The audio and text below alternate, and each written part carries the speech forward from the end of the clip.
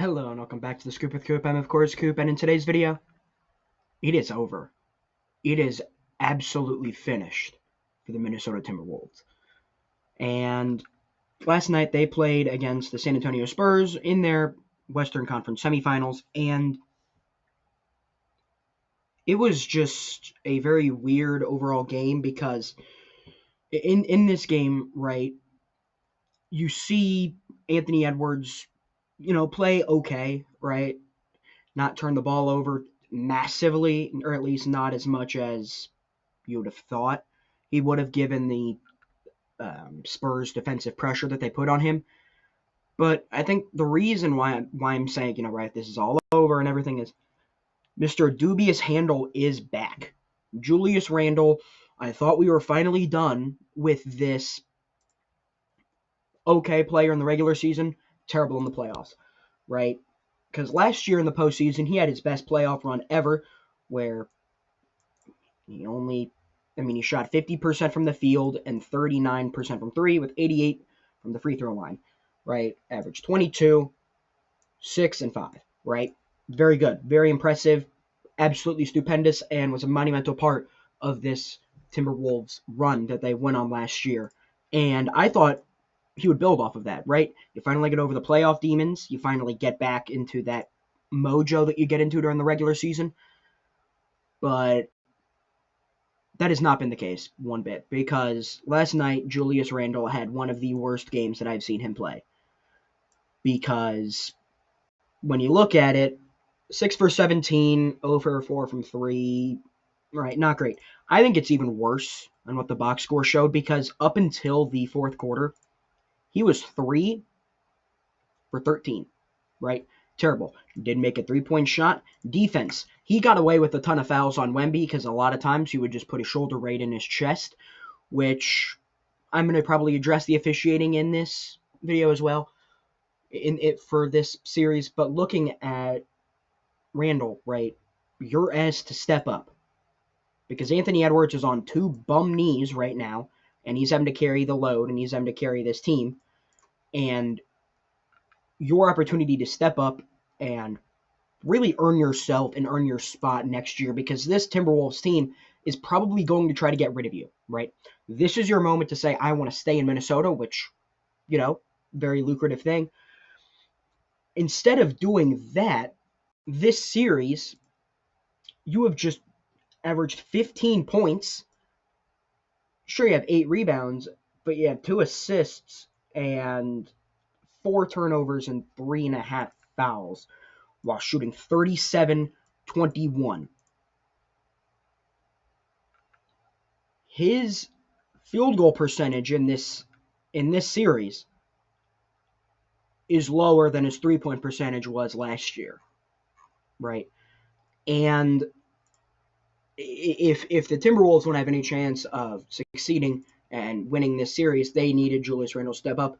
He hasn't. I don't think he will, just based off of he had one good year, right? He's been in the playoffs, 5 times in his career? This is the 4th time, right? Every other run has been inefficient and not great. Literally every single other year, except for last year, boo-boo cheeks. First time, 30% from the field. Second time, 37. Or second time, 37. Third time, right? Last year, good. Good. This year, 40 and 26%. I mean, it's just, when you look over his time in the playoffs, he's only averaged 20 once. He's only averaged 18 once. And in the regular season, in those years, he's averaged 21, 25, 24, 24, and then 20. Every single year except for last year, he's declined and dropped. I thought that, this would be a great series for him. I know that sounds a little bit crazy because you'd think, okay, for someone who likes to get into a spot and get into the low post / mid-range area, you got Wemby in that area, not great. But Randle is someone where he thrives on physicality, and I thought that would work, right? Kind of. Whenever he gets fouled into oblivion, yeah, he makes the shot. He can't make wide open shots, but as soon as he gets a bump, like it, I don't. I've never seen it to where if someone just gets hit on the arm, magically the shot goes in.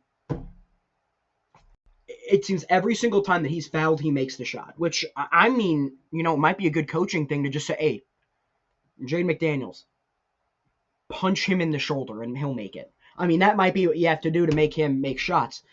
But he really hasn't stepped up and elevated. Another player I'm disappointed in is Rudy Gobert, because especially following the last series where he locked down Jokic and was phenomenal, even scoring the ball, he had a very relatively, for his standards, good stretch where he had 8 points in the playoffs, which I know that doesn't sound like a lot, but for him, that's a decent output. You were good with the ball on the floor. You averaged 3 assists, right? You didn't turn the ball over that much relative to it, and I thought that would keep going. I thought that he would step up, especially whenever you add in that he is good friends with Victor Wembanyama. So I thought, you get a little quote unquote sibling competitive rivalry between the two of them. Thought that would help him out. It didn't one bit, as he's averaging 8 points, 52% from the field. Turnovers are up, assists are down, and his defensive metrics are down just a little bit.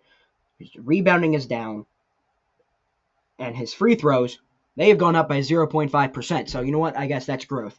But I would have wanted to see him defend Wemby a little bit better, because in this series, outside of one game, Victor has been absolutely cooking him in the entirety of this Timberwolves team, because Vic, outside of the game where he decided to go UFC on Nas Reed, he's put up 11, right? Not good. Not a great outing. 19, 39, and 27, right? If you take out the game where he played a quarter, he's averaging like 24 and 14, or 24 and 16. So I mean, it's just not been the defensive outing that you wanted to see from Gobert, and I think that now it's getting to a point where it's just looking like Wemby is going to decimate this team, because Wemby is so unbelievably locked in at points where it just looks like, yeah, there's no stopping him. This Timberwolves team, right, they thrive on physicality, and they're just pummeling Wemby. And I think that is how you stop him. But at some points, it's on the officials, and now we're going to address the officiating in this series. This is the most physical series I have seen in my entire life. And I'm not even trying to be hyperbolic. I'm not trying to get a thumbnail or I'm not trying to over-exaggerate it. But in the sequence where Wemby elbows the absolute just most out of Nas Reed's neck, Wemby is fouled and bonked on the head. Like, he gets an elbow to the head, he then gets his arm tangled up in, he then gets his foot tangled up. So, I mean, it's going back to the Wemby ejection. Do I think it's the right thing? Yeah. Do I think he should have suspended? No, but I think fined. But at the end of the day, these are also people, and if you're just getting absolutely annihilated over and over and over again, you're going to be a little pressed. And if you feel like someone's, being a little bit too aggressive, you're going to let them know. Like, you're going to, get off me. I mean, it's as the coaches for the Spurs said, it's as Mitch Johnson said, where it's like, I need him to defend himself. And that's kind of what it was. I don't like that it was in that manner, especially as someone who's an up and coming face of the league. I don't want that. But I understand it. And I think that the officiating in this, where it's like there's a couple of times in this game where Wemby's going up for a lob or he's in the air and you've just got a two-handed shove in his back, where it's like, you're lucky there isn't a fight breaking out, because if I'm Bismack Biyombo, if I'm Jordan McLaughlin, if I'm Lindy Waters or even Harrison Barnes, I'm fighting them. I'm going out onto the court, because you need to have these type of enforcers. And it's like, Minnesota's lucky that there wasn't any type of extracurricular activities, because the way they're playing, is it dirty? I mean, I wouldn't say so, simply because it's allowed to happen. Dirty is when you break the rules. They're not technically breaking the rules because the officials aren't calling it. So I think that it's lucky that it hasn't gotten worse with the amount of physicality and the pushing and shoving, because this is, again, the most physical series I've seen in a long time. This is some like 1970s where you're just getting elbows thrown into chests. I mean, this is just ridiculous, the amount of physicality that we're seeing, and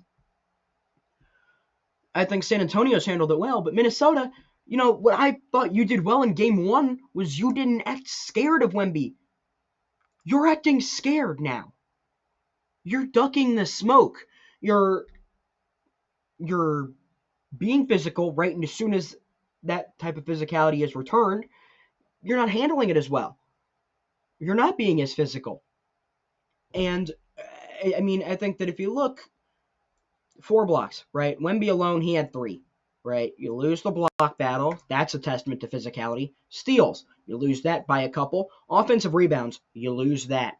All of the big physicality things and the just dog mentality, you're losing.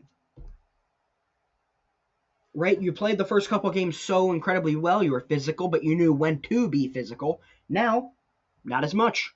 Right? Now you're just at any point. I mean, the way that they're hugging Wemby, I mean, you would have thought that it's been like Valentine's Day, the way they just keep hugging him. Like, they won't even let him out of their arms. Like, it is just ridiculous how on each other those two teams are. And I mean, I think that Minnesota hasn't adjusted to the physicality. It's over for them. They're not making their shots. They're shooting 27% from 3, or at least they did in the most recent game. Game before, right? They won. Wemby was out. Even then, you won by 5. You shot 37%. No, sorry, that was the Spurs. You shot 23% from 3, right? Not good.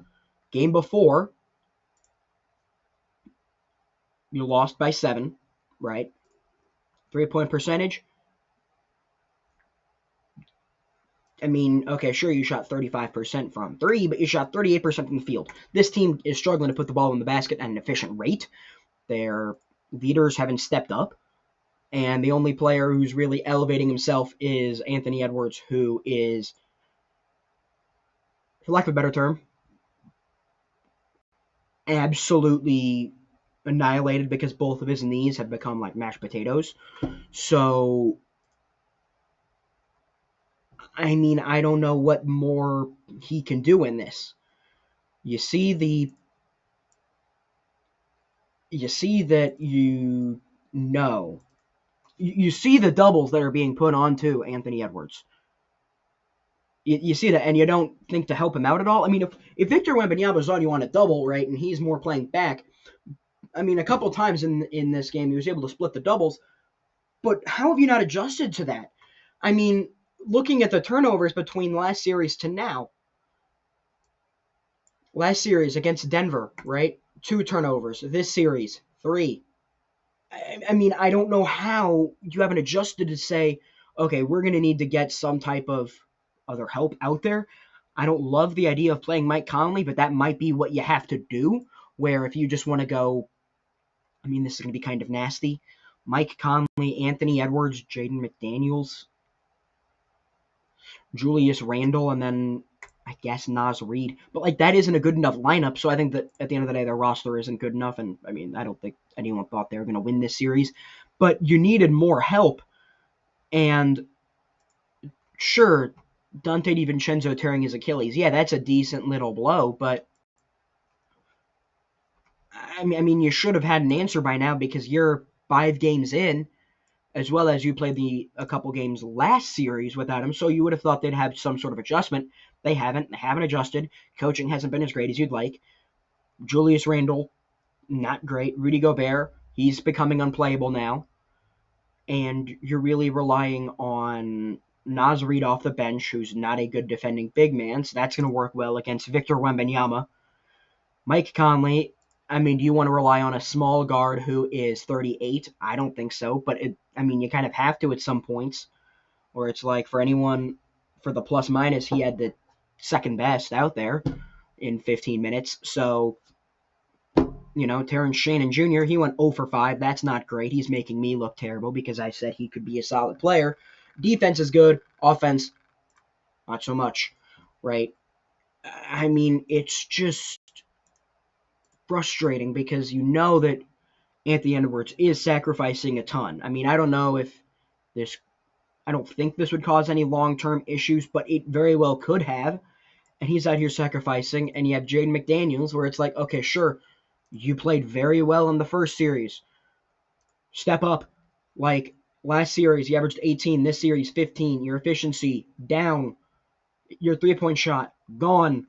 I mean, last series, you shot 11% from three. Like, gone.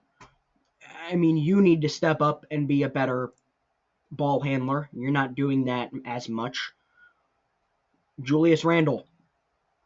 I mean, you're the second best player on this team offensively, and you're not stepping up, right? Ayo Dosunmu.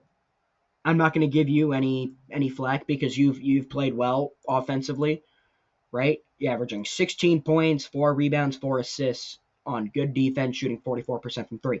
But if you're relying on Ayo Dosunmu to bail you out offensively, you're cooked. And that's why I think it's over.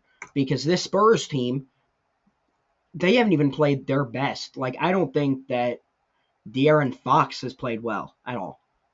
I don't think that's a hot take, really. I mean, in this series, averaging 17 points, 3 rebounds, and 4 assists, which, okay, sure, that's cool, but shooting 38% from the field and 23 from three, like, that's terrible.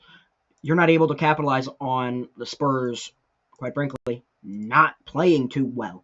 Like, what it takes you to win a game in this series is Victor Wembanyama having one of the worst games of his life and Victor Wembanyama elbowing someone in the neck.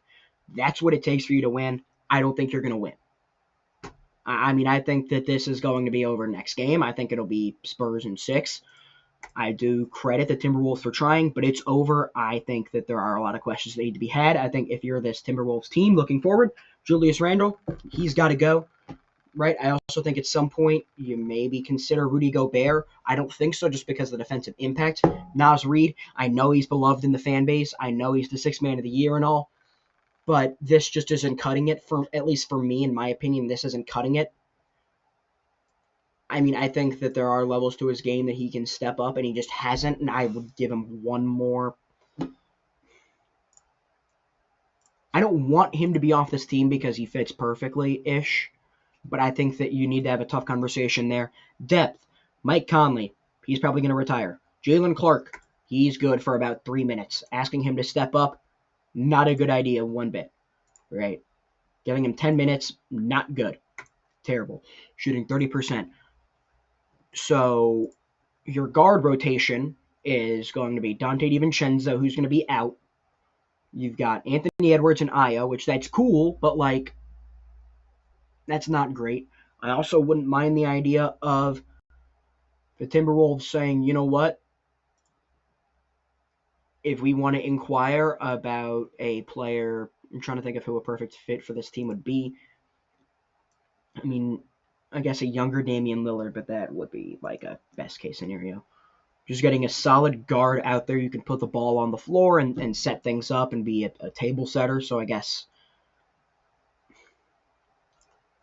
I'm blanking on who a name would be, but they need to get a new point guard. Julius Randle needs to be gone.